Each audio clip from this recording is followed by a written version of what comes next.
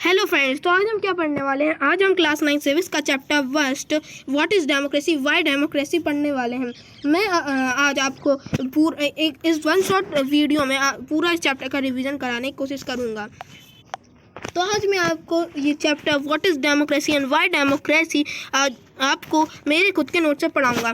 तो पहले तो अगर हम चैप्टर की हेडिंग पे ध्यान दें तो चैप्टर की हेडिंग क्या है, what is democracy Y democracy. तो डेमोक्रेसी क्या है और क्यों है। तो क्या है डेमोक्रेसी, एक काइंड ऑफ गवर्नमेंट है which is by the people, of the people and to the people. मतलब डेमोक्रेसी एक गवर्नमेंट का एक काइंड है, टाइप है जो कि मतलब ऑफ द टू क्या है, बाय द पीपल है, मतलब लोगों के द्वारा है, ऑफ द पीपल है, लोगों की गवर्नमेंट है, लोगों की है, मतलब लोगों की डेमोक्रेसी है, और टू द पीपल लोगों के लिए ही है, लोगों मतलब सब कुछ लोगों से ही है। ये है डेमोक्रेसी की डिकाइन। और ये है क्या है, it is a system of government where the rulers are elected by people. मतलब क्या दिया है कि एक ये है ना, एक सिस्टम है गवर्नमेंट का जो कि वेयर द मतलब ये एक सिस्टम है गवर्नमेंट का जिसमें है ना रूलर जो है ना इलेक्टेड होते हैं पीपल से, पीपल के द्वारा इलेक्टेड होते हैं लीडर, और रूलर जो है ना इलेक्टेड ही होते हैं। बस यही है डेमोक्रेसी, मतलब है ना। तो अब हमने डेमोक्रेसी तो पढ़ ली क्या है। अब मैं आपको डेमोक्रेसी के कुछ फीचर बताने जाऊंगा। डेमोक्रेसी का फर्स्ट फीचर क्या है। डेमोक्रेसी का फर्स्ट फीचर है democracy is the form of government where democracy एक फॉर्म है गवर्नमेंट की where major decisions are made by elected leader. मतलब डेमोक्रेसी एक गवर्नमेंट का फॉर्म है जिसमें मेजर डिसीजन, मतलब ज़्यादातर डिसीजन, मतलब एक यही मान लो कि हर डिसीजन जो है ना गवर्नमेंट के द्वारा बने जाते हैं। मतलब जिसे इलेक्ट किया वही बनाएगा जो भी डिसीजन है हमारे। ये तो हो गया फर्स्ट फीचर। अब सेकंड फीचर क्या है। तो डेमोक्रेसी का सेकंड फीचर है इन अ डेमोक्रेसी इलेक्शन जो है ना वो must be based on free and fair policies fair those who are currently in power have a fair chance of losing. तो सेकंड फीचर जो है डेमोक्रेसी का वो क्या कहता है, सेकंड फीचर जो है डेमोक्रेसी का वो कहता है कि जो डेमोक्रेसी में इलेक्शन है वो है ना फ्री एंड फेयर प्रैक्टिसेस पर बेस्ड होना चाहिए। मतलब फ्री एंड फेयर पॉलिसीज़ कुछ भी मतलब वो नहीं होना चाहिए काला कारनामा वगैरह। और जो है ना जिसमें जो करंटली पावर में है वो 5 साल बाद उसके फुल चांसेस हैं, कह सकते हैं कुछ चांसेस हैं जिसमें कि वो क्या हो सकता है, हट सकता है। ये होता है एक मतलब ये सेकंड फीचर है, ये सेकंड फीचर है डेमोक्रेसी का। तो डेमोक्रेसी में यही है। तो अब थर्ड फीचर जाते हैं हम। थर्ड फीचर की तो हम अगर आगे बढ़े तो थर्ड फीचर क्या है। तो थर्ड फीचर में है कि in a democracy each adult citizen must have one vote and each vote must have one value. तो थर्ड फीचर ये कह रहा है कि डेमोक्रेसी में जो हर एडल्ट सिटीजन है, मतलब जो हमारी वो है ना, जो हमारा UAF है यूनिवर्सल एडल्ट फ्रेंचाइज, वो कहता है कि जो भी 18+ है उसको वोट डालने का अधिकार है full. UAF universal adult franchise, तो वो वोट डाल सकता है। ये कहता है हमारा UAF है ना। तो थर्ड फीचर में यही है कि जो भी एडल्ट है 18+ है वो वन जो उसकी वैल्यू कितनी है उस वोट की, तो वो है ना जो पर्सन है, एक पर्सन वो वोट करेगा तो वो 1 वोट करेगा और उसकी वैल्यू भी 1 ही होगी। ये कहता है हमारा थर्ड फीचर। तो अब अगर हम आगे बढ़े फोर्थ फीचर की ओर, फोर्थ फीचर में क्या है। तो फोर्थ फीचर में है कि जो डेमोक्रेटिक गवर्नमेंट है ना वो जो रूल्स बनाए सिटीज़न ने और लॉ ने उसके अंदर काम करें। तो फोर्थ फीचर में ये कह रहा है कि डेमोक्रेसी की मतलब जो डेमोक्रेटिक गवर्नमेंट है जो सिटीज़न ने रूल बनाए और कॉन्स्टिट्यूशन ने बनाए उसके अंतर्गत काम करे। तो ये तो हमने पढ़ ली कुछ फीचर्स, 4 फीचर पढ़े हमने डेमोक्रेसी के। अब अगर हम तो दोस्तों अब अगर हम आगे बढ़े तो आर्ग्यूमेंट्स अगेंस्ट डेमोक्रेसी। अब ये क्या है। तो आर्ग्यूमेंट्स अगेंस्ट डेमोक्रेसी हैं कि मतलब जैसे हर चीज़ के 2 पहलू होते हैं कि मतलब अगेंस्ट में होते हैं और फेवर में, है ना। तो वैसे डेमोक्रेसी भी कुछ अगेंस्ट में है कुछ फेवर में। तो अगर हम अगेंस्ट में देखें तो डेमोक्रेसी के अगेंस्ट में क्या है। First, leaders keep changing. Democracy में जो है ना वो लीडर्स है ना चेंज होते रहते हैं। अब कैसे होते रहते हैं कि, और ये लीडर जो कीप चेंजिंग है वो क्या करता है, इंस्टेबिलिटी को करता है। तो इंस्टेबिलिटी मतलब क्या है कि जो गवर्नमेंट ना वो हमारी फिक्स नहीं है, चेंज होती रहती है। हाँ, जैसे कि हमारे इधर इंडिया में जो है वो हर 5 साल बाद जो हमारी गवर्नमेंट है वो चेंज होती रहती है। तो इंस्टेबिलिटी है ना। अब फर्स्ट देख लिया। अब सेकेंड क्या है। तो political competition and power play.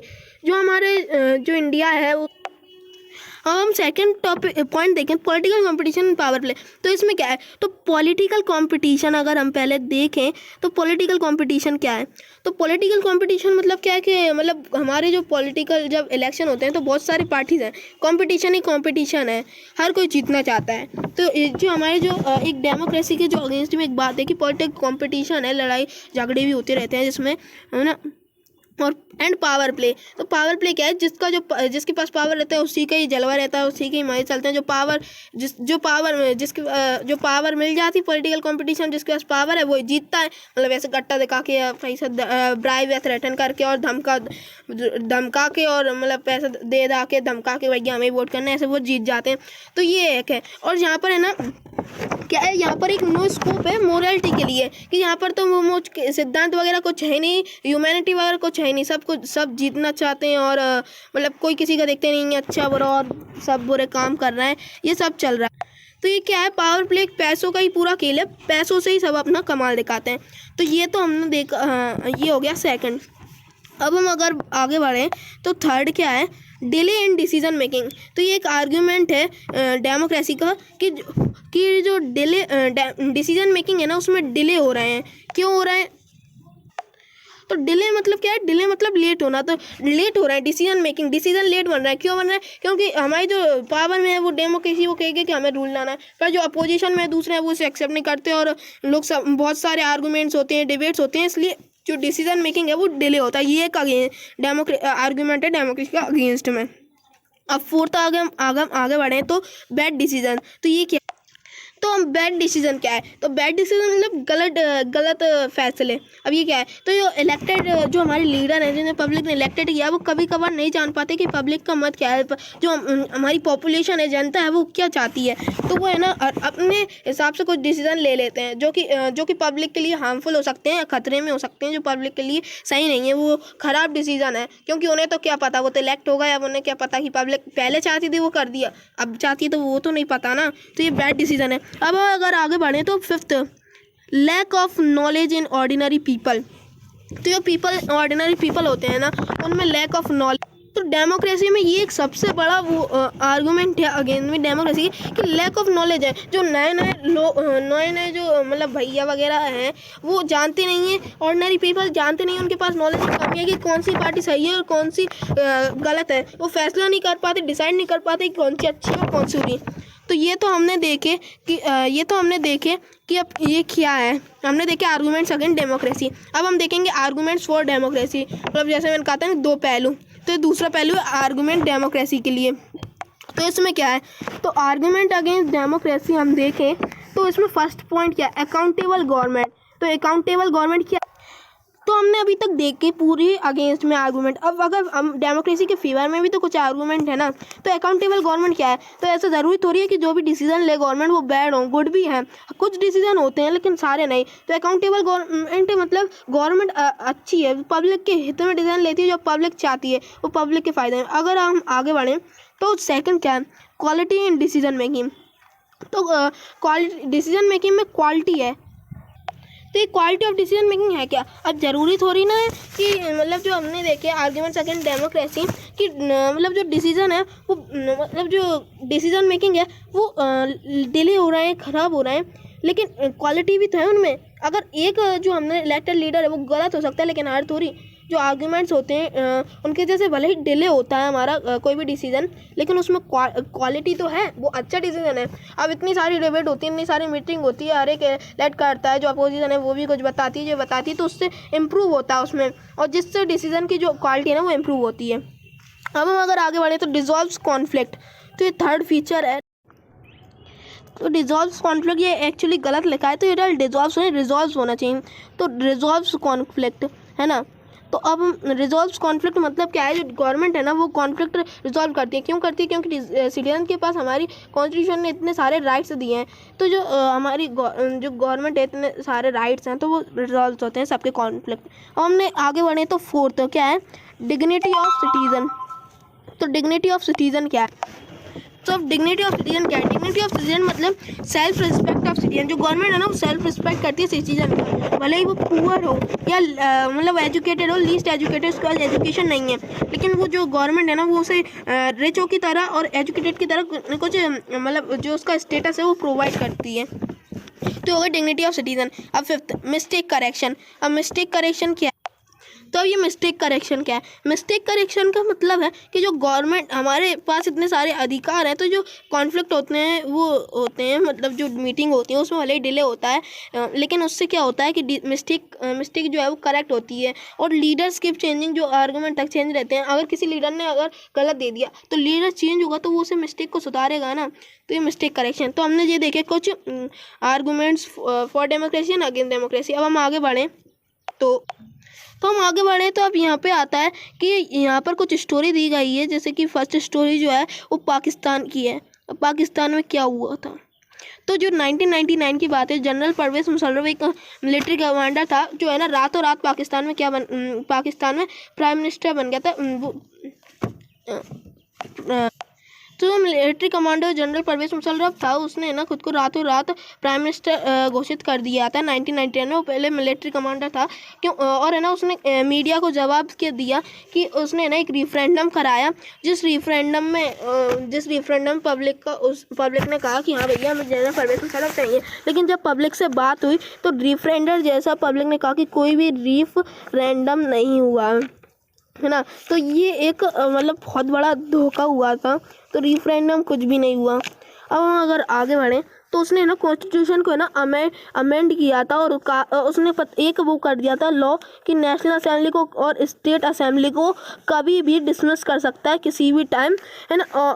और उसने एक एनएससी बना दिया था। एनएससी क्या है? ये नेशनल सिक्योरिटी काउंसिल, जिसमें है ना उसने किसको ना था कैबिनेट मिनिस्टर पर नज़र रखेगा कि उसके खिलाफ कुछ होता नहीं रहा। और उसमें जो एनएससी में थे मेंबर वो पूरे पाकिस्तान मिलिट्री के थे। और जो 2002 में क्या हुआ कि 2002 में जो है ना उसने ना परमानेंट प्रेसिडेंट की मेंबरशिप ले ली। उसने परमानेंट प्रेसिडेंट की मेंबरशिप ले ली और प्रेसिडेंट को मार के बन गया क्या 5 ईयर के लिए प्रेसिडेंट। तो ये कुछ थी कहानी, जिससे प्रेसिडेंट बनने के बाद क्या हुआ कि वो पाकिस्तान क्या कहता था कि वो एक डेमोक्रेटिक कंट्री है, लेकिन ऐसा बिल्कुल भी नहीं था। कि आप देख ही सकते हैं कि पाकिस्तान एक डेमोक्रेटिक कंट्री नहीं है। और अगर हम आगे बढ़ें तो जो परवेज मुशर्रफ है वो कहता है कि डेमोक्रेटिक कंट्री है, लेकिन जो वो डेमोक्रेटिक नहीं है, क्योंकि वहाँ पर भी एक ही पार्टी है, वो परवेज मुशर्रफ की पार्टी है, वो चोरी छुपे बन गया था क्या वहाँ का प्रेसिडेंट। तो अब हम अगर आगे बढ़ें तो सेकेंड स्टोरी जो है वो है चाइना की। चाइना में क्या हुआ था? तो चाइना है ना एक पार्टी सिस्टम था। चाइना में कैसा था कि जो चाइना में वन पार्टी सिस्टम था ना, उसमें क्या होता था कि जो चाइना है ना उसके पास परमानेंट मेंबरशिप थी पहले तो यूएनओ की, और चाइना में ना एक ही पार्टी थी। कौन सी थी? Chinese communist party. जो चाइनीज़ कम्युनिस्ट पार्टी थी वो चाइना में वही अकेली थी, तो वही जीतती थी इलेक्शन, है ना। और जो चाइना जो है ना वो कहता था कि वो डेमोक्रेटिक कंट्री है, लेकिन वो बिल्कुल भी डेमोक्रेटिक कंट्री नहीं है, जैसा कि आप देख ही सकते हैं। और जो नेशनल असेंबली में जो भी 3000 मेंबर बैठते हैं, वो जो भी डिसीजन लेता है ना, वो डिसीजन मतलब ऐसा नहीं पब्लिक से ले रहा, वो किससे पूछ के लेते हैं? चाइनीज़ कम्युनिटी पार्टी से लेते हैं, नेशनल गवर्नमेंट से लेते हैं। अब नेशनल गवर्नमेंट से लेते तो हैं, अपनी परमिशन लेते हैं वो नेशनल गवर्नमेंट से, लेकिन जो नेशनल गवर्नमेंट है वो परमिशन लेती है चाइनीज़ कम्युनिस्ट पार्टी, क्योंकि वो चाइनीज़ कम्युनिटी पार्टी तो नेशनल गवर्नमेंट है ना। तो ये थी हमारी कुछ चाइना की स्टोरी। अब हम अगर आगे बढ़ें तो यहाँ पर जो थर्ड स्टोरी दी है वो किसकी है? मैक्सिको की। अब मैक्सिको में क्या हुआ था? तो मैक्सिको में क्या है, एक पार्टी थी जो कि विन करती थी। वो पार्टी कौन सी थी? PRI क्या है? ये इंस्टीट्यूशनल रिवॉल्यूशनरी पार्टी। तो ये institutional revolutionary party full form कैसे हो सकता है? PRI की तो उल्टा है, I for institutional, R for revolutionary और P फॉर पार्टी। तो इंस्टीट्यूशनल रिवॉल्यूशनरी पार्टी, तो ये होगा, ये थी पार्टी मैक्सिको में। तो ये पार्टी ने 70 साल मैक्सिको पे राज करा था। कब से कब तक? 1930 से 2000 तक, 70 सालों तक जो पार्टी थी इसने PRI ने राज किया था मैक्सिको पे। और मैक्सिको है ना एक डेमोक्रेटिक कंट्री नहीं है, लेकिन वो कहती थी कि वो डेमोक्रेटिक कंट्री है, लेकिन ऐसा नहीं है। और क्यों है? ऐसा कि और पब्लिक हटा क्यों नहीं सकती और वो क्यों कह रही है, इसका कोई रीज़न नहीं है। अब सवाल तो आता है ना कि भैया डेमोक्रेटिक कंट्री नहीं है तो जाके जांच पड़ताल करो। देखो तो जांच पड़ताल में क्या देखा कि न्यूज़पेपर जो है ना, न्यूज़पेपर को हमें मतलब जो मैक्सिको है ना PRA उसने धमका के रखा था, उसके बारे में चीज़ें बताना है। न्यूज़ चैनल भी होते थे मैक्सिको में, PRA के बारे में पूरी चीज़ें बताना है ना। ये थी मैक्सिको की कुछ कहानी। मैक्सिको में है ना बिल्कुल अनफेयर सिस्टम था। और ये तो हमारा अगर हम देखें सेकंड फीचर जो था डेमोक्रेसी का, वो भी तो ये कहता था इलेक्शन जो डेमोक्रेसी है वो फ्री एंड फेयर पॉलिसीज़ पर होना थी, जो कि नहीं थी। ये अनफेयर प्रैक्टिस इस्तेमाल करता था। और डेमोक्रेसी में है ना जो अभी करेंटली पावर में उसके पास फुल चांस होना चाहिए लूजिंग के, लेकिन यहाँ तो कुछ हो ही नहीं रहा, 70 साल तक राज किया। ये थी मैक्सिको की कहानी। अब हम आगे बढ़ें तो फोर्थ स्टोरी है सऊदी अरेबिया की।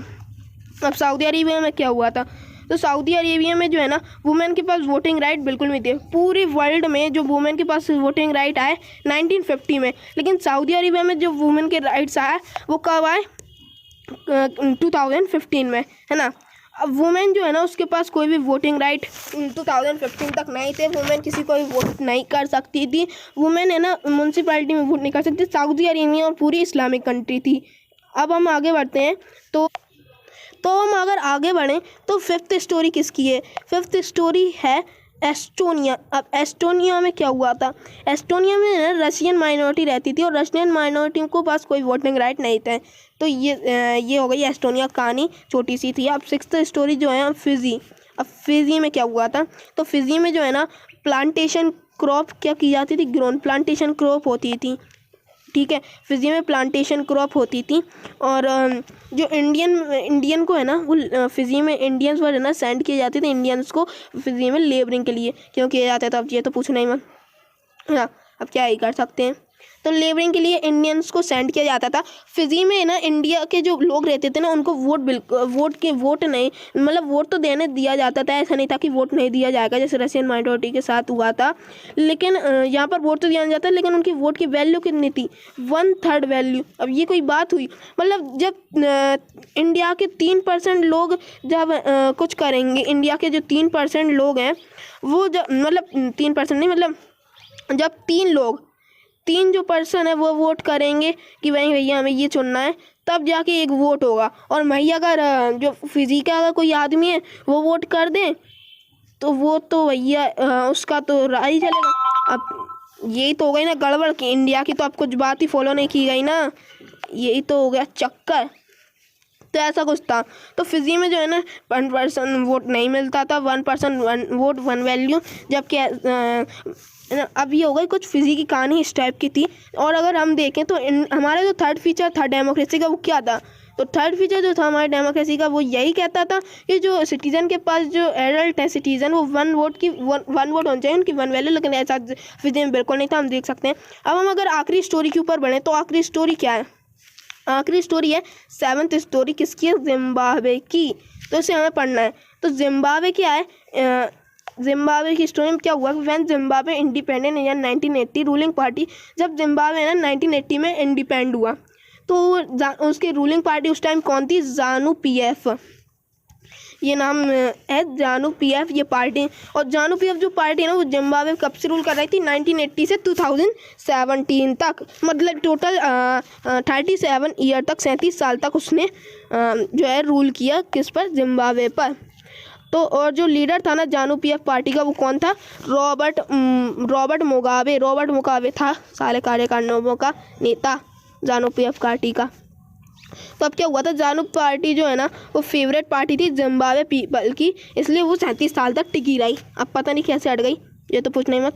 तो क्यों थी पीपल की पसंद, क्योंकि जो न्यूज़ चैनल जिम्बाब्वे ने मतलब जो चैनल था ये कौन था, रॉबर्ट मुगाबे, इसने न्यूज़ चैनल को और न्यूज़पेपर को धमका दिया था कि हाईलाइट करना है, क्या करना है, हाईलाइट करना है good work ZANU PF party की अच्छी चीज़ें बताना। तो पीपल को लगता था हाँ भैया ZANU PF पार्टी अच्छी है, तो ऐसा कुछ हुआ था। और जो प्रेसिडेंट जो मुगाबे था जिम्बाब्वे का, रॉबर्ट मुगाबे, वो क्या करता था, वो बहुत पॉपुलर था और अनफेयर प्रैक्टिसेस करता था इलेक्शन में।